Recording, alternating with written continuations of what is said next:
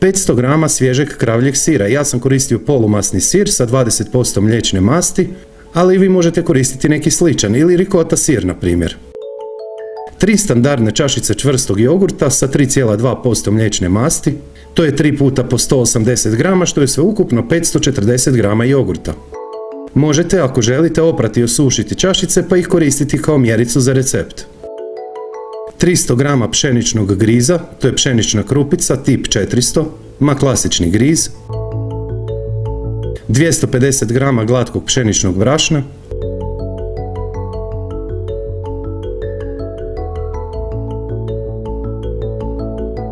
175 grama šećera.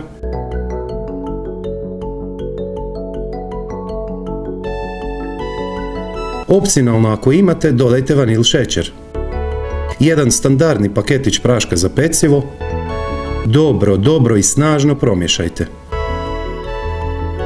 175 grama šećera i nemojte smanjivati količinu šećera jer i on kad se otopi u pečenju daje potrebnu količinu da bi recept uspio.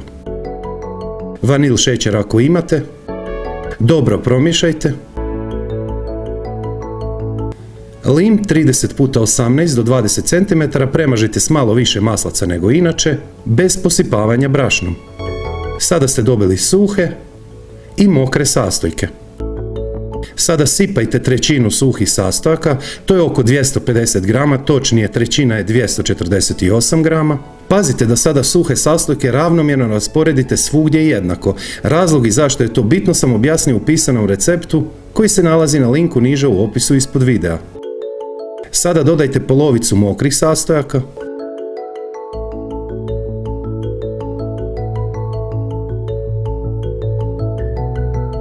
Sada sipajte drugu trećinu, to je drugih 248 grama suhih sastojaka.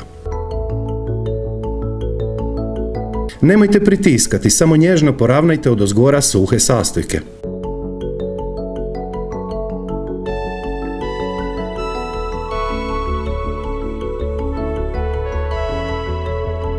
Preostala polovica mokrih sastojaka.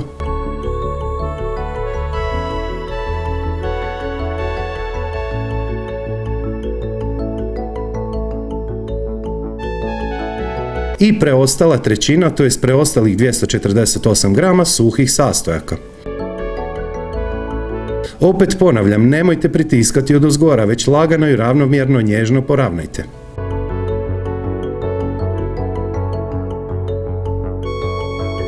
200 grama hladnog maslaca.